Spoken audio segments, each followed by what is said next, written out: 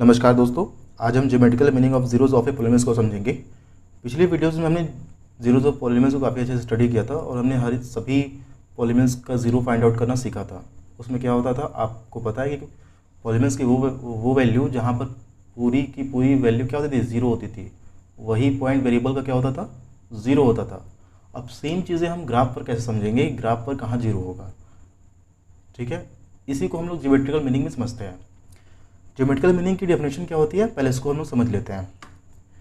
Geometrically the zeros of a polynomials P x are the x coordinate of the points where the graph y equal to P x intersect the x axis. Means इसमें क्या कहा जा रहा है कि जो P x polynomials होता था वो किसके इक्वल होता है, y के।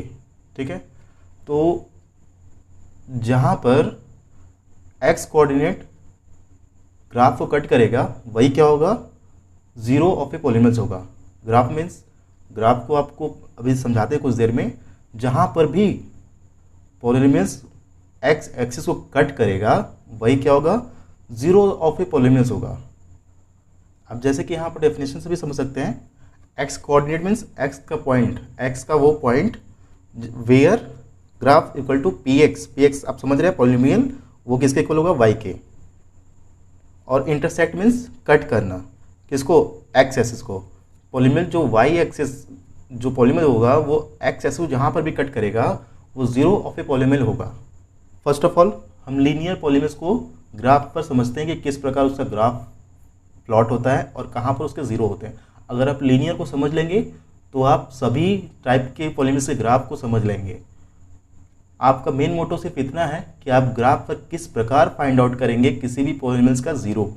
यही होता है geometrical meaning of A zero of A polymers का।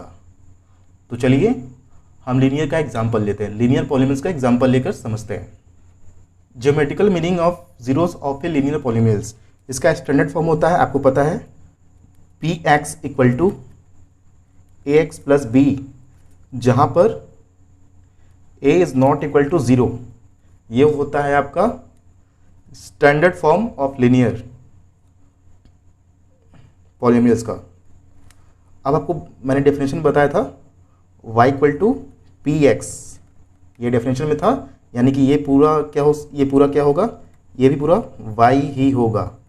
ठीक है, यानी इसके इक्वल होगा y के। तो आप इसको इस प्रकार ही बोल सकते हैं, y equal to a x plus b, ये भी बोल सकते हैं। हालांकि आप यहीं तक समझिएगा, बट ये मैंने सिर्फ आपको बताने के लिए किया है। ठीक है, अब लीनियर का हम लोग एक एग्जांपल लेकर ग्राफ पर समझते हैं। जैसे कि आपका एक एग्जांपल लेते हैं, P x equal to 2x plus 4। अब इसमें हम लोग जीरो कैसे फाइंड आउट करते थे कि x की वो वेरिएबल रख दे जिससे पूरा ये क्या हो जाए, ये जीरो हो जाए, वही क्या होता था, जीरो होता था, जो हमने पिछले क्लासेस में स्टडी किया था। अब इसमें क्या होगा, इसमें हम जीरो पॉइंट आउट पहले फाइंड आउट कर लेते हैं, फिर इसको ग्राफ पे प्लॉट करेंगे। जैसे कि x इक्वल टू हम जीरो इस पॉलीमर में पुटअप करते हैं, तो यहाँ पर क्या निकल के आएगा, 2 इंटू ज़ीरो प्लस 4। तो यहाँ पर वैल्यू क्या निकल, ये तो जीरो हो जाएगा और ये फिर 4 बचेगा, तो ये 4 हो गया। तो यहाँ पर 2 पॉइंट मिले, x के मिले क्या, ज़ीरो मिला, जो कि हमने पहले ही ज़ीरो मानकर चला था। If zero equal to y equal to zero हमने पुट किया, तो यहाँ पर क्या निकल गया, ज़ीरो तो पहले नहीं लिया और y की वैल्यू कितनी निकल गई, 4। ये आपको पता नहीं ये कैसे कोऑर्डिनेट की नेम डिसाइड करते हैं, ये x होता है पॉइंट और ये y होता है। तो ये x की वैल्यू 0 और y की वैल्यू 4, तो एक पॉइंट ये निकल के आ गया। अभी y की वैल्यू हम 0 कर दें, y की वैल्यू 0 कर दें, तो ये पूरा का पूरा, ये तो पूरा 0 हो जाएगा, ये का पूरा 0 हो जाएगा, और ये कितना आएगा, ये 0 ठीक से कर लेते हैं, 2x प्लस 4, यही होगा। अगर हम y की वैल्यू 0 करेंगे मतलब कि किसको 0 कर रहा है, px को 0 कर रहा है। आप ही को बताया था ना, ये px इक्वल टू वाई, तो y इक्वल टू 0 यानी px इक्वल टू 0। तो 2x plus 4 equal to 0, x की वैल्यू कितनी होगी, -4/2 इक्वल टू -2। ठीक है, तो यहाँ पर कितनी वैल्यू की क्या निकल के आई, यहाँ पर y की वैल्यू 0 ऑलरेडी निकल के आ गया है, हमने यहाँ पर 0 पुटअप किया था f, और x की वैल्यू कितनी निकल गई -2, यानी हमें 2 पॉइंट्स मिल गए जहाँ पर ग्राफ प्लॉट करने में हमें सहायता मिलेगी। तो चलिए हम इसको ग्राफ पे प्लॉट करते हैं। आप यहाँ भी देख सकते हैं कि यहाँ पर 0 का जो वेरिएबल होगा उसकी वैल्यू क्या होगी, -2 रखेंगे तो हम पूरा का पूरा ये y क्या हो जाएगा, 0 हो जाएगा। ठीक है, तो ये हमें 0 तो यहाँ नंबर में मिल गया है कि हम -2 वेरिएबल रखेंगे तो पूरा का पूरा पॉलीनोमियल 0 हो जाएगा। ये तो पिछली क्लासेस में हमने स्टडी किया था। यहाँ पर एक स्टैंडर्ड फॉर्म भी होता है आप 0 फाइंड आउट करने का, ax + b, अगर पूरा px 0 करना है तो ये पूरा 0 हो जाएगा, और x = -b/a, ये होता है एक स्टैंडर्ड फॉर्म। ठीक है, वही सेम यहाँ से भी हम ड्राइव कर सकते हैं। तो ये ड्राइव किया हमने यहाँ पर, -2 इसी लिया है यहाँ पे। तो यहाँ पर 0 फाइंड आउट हमने तो कर लिया, अब इसको ग्राफ पर किस प्रकार प्लॉट करेंगे वो आगे देखते हैं।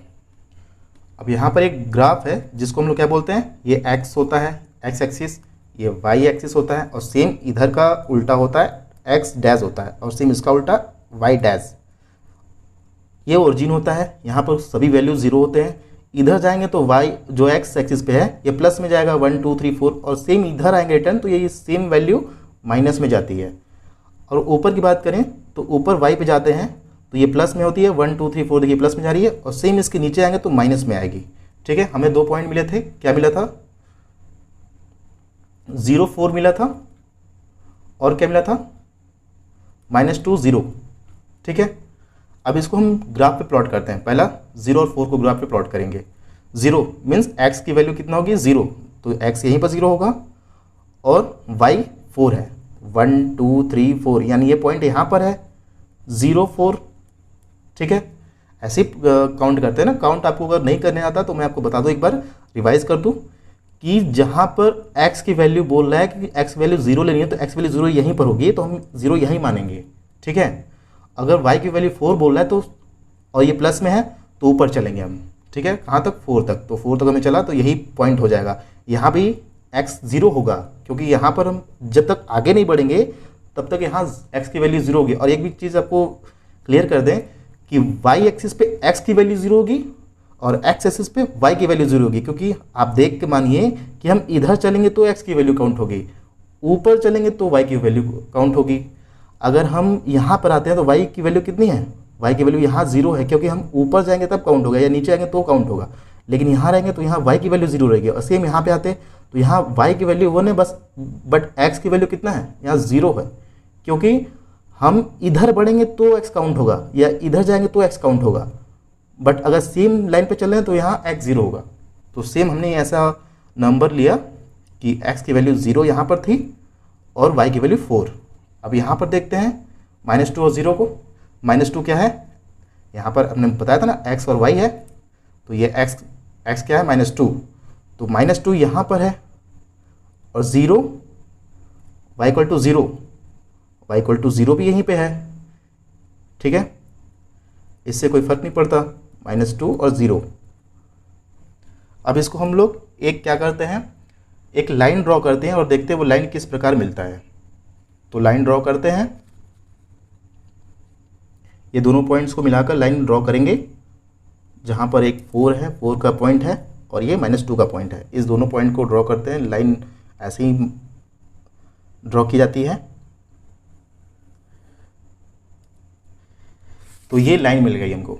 अब यहाँ पर आप देखेंगे कि लाइन कैसे मिली है, लीनियर मीन्स स्ट्रेट लाइन होता है, तो हमें एक स्ट्रेट लाइन मिली है। ठीक है, और ये क्या है, ये 0 है, यही p, यहाँ पर क्या होगा, px = 0 यहीं पर होगा। ठीक है, तो हमें यहाँ कितने जीरोस मिले हैं, एक ही 0 मिले हैं। तो आप देख के बता सकते हैं कि ये स्ट्रेट लाइन है। स्ट्रेट लाइन से पहचान क्या होती है, लीनियर की होती है। तो जितने भी स्ट्रेट लाइन होते हैं वो लीनियर के होते हैं, बट ज़रूरी नहीं है कि सभी के जीरोज हो। ठीक है, तो यहाँ पर आप देख सकते हैं कि यहाँ पर आपका क्या मिला है, px = 0, यहाँ पर आपका 0 है। यही सेम होता है, इसी को बताना हमको होता है ज्योमेट्रिकल मीनिंग में कि 0 कहाँ पर होगा ग्राफ में। तो आप ग्राफ पे देख लिए, ग्राफ पे यहाँ 0 निकल के आ रहा है, तो यही इसकी वैल्यू कहाँ होगी, यहाँ पर y = 0 है, तो यही इसका 0 पॉइंट होता है। आपको मैंने डेफिनेशन बताया था, डेफिनेशन में क्या होता था कि जहाँ पर लाइन एक्स एक्सिस को कट करे, तो एक्स एक्सिस को कहाँ कट कर रहा है, इसी पॉइंट पर कट कर रहा है, तो यही इसका ज़ीरो होगा। अब ये इस लाइन को क्या बोलते हैं, इस लाइन को बोलते हैं लीनियर पॉलिनोमियल, जिसको हिंदी में क्या बोलते हैं, रैखिक बहुपद, रैखिक बहुपद बोलते हैं इसको हिंदी में। अब इसके यहाँ पर पी एक्स इक्वल टू 0 मिल गया। सेम यही कंडीशन आप सभी टाइप के पॉलिनोमियल्स निकालेंगे, बट वो स्ट्रेट लाइन नहीं निकलेगी। अब सिर्फ क्वाड्रेटिक है, क्वाड्रेटिक में कितने जीरोस होते हैं, वहाँ पर 2 होते हैं, वहाँ पर 1 भी हो सकता है। मतलब क्या है, जितनी डिग्री की पॉलिनोमियल्स होगी मैक्सिमम उतना जीरो मिल सकता है, उससे ज़्यादा नहीं मिलेगा। जैसे क्वाड्रेटिक में मैक्सिमम कितने जीरोस होते हैं, 2 होते हैं, तो मैक्सिमम 2 भी मिल सकता है और 1 भी मिल सकता है। ऐसा नहीं कि 2 डिग्री का है तो 2 ही उसके जीरोस मिलेंगे, 1 भी मिल सकता है। या फिर ये भी हो सकता है कि उससे कोई भी जीरो ना हो, मीन्स वो लीनियर हो तो भी उससे कोई जीरो ना हो, वो क्वाड्रेटिक हो तो भी उसका कोई जीरो ना हो, वो क्यूबिक हो तो भी उसका कोई जीरो ना हो। मीन्स क्या होता है, zero maximum number of degree होता है, मतलब मैक्सिमम हो सकता है उसकी जितनी डिग्री है, न कि उतना होगा जितनी उसकी डिग्री है। जैसे हमने यहाँ पर एक डेफिनेशन लिखी है, maximum number of degree to get maximum number of zeros. जितनी उसकी डिग्री होगी मैक्सिमम उतने ही उसके जीरोस मिल सकते हैं। बस इतना ही ज्योमेट्रिकल मीनिंग होता है किसी भी पॉलीनोमियल को समझने के लिए। अगर पॉलीनोमियल आपको दे दिया जाए, उसके जीरोस आपको यहाँ पे फाइंड आउट, यहाँ पर प्लॉट करना हो, अगर आपको बोल दिया जाए कि ये क्वाड्रेटिक है, पॉलीनोमियल है, इसके जीरो ग्राफ पे प्लॉट करिए, तो आप लीनियर का आप देख लीजिए इस प्रकार प्लॉट हुआ। अगर आपका क्वाड्रेटिक हो तो वो पैराबोला के हिसाब से प्लॉट होता है, तो प्लॉट ऐसा ही करते हैं। बस सेम इसी तरह हमको बताना होता है कि ज़ीरो कहाँ पर और किस प्रकार वो किस प्रकार ग्राफ प्लॉट होता है। बस यही होता है ज्योमेट्रिकल मीनिंग को समझना। आई होप आपको ज्योमेट्रिकल मीनिंग की सभी फैक्ट्स को काफ़ी अच्छे से क्लियरेंस मिली होगी। अगर आपको ये वीडियो अच्छी लगी तो प्लीज़ आप इसको लाइक शेयर सब्सक्राइब जरूर करें, क्योंकि आपका लाइक ही हमें मोटिवेट करता है अपने आगे के वीडियो में एफर्ट देने के लिए। आपका लाइक ही हमको कितना ज़्यादा एफर्ट दे सकते हैं इसके लिए मोटिवेट करता है। धन्यवाद।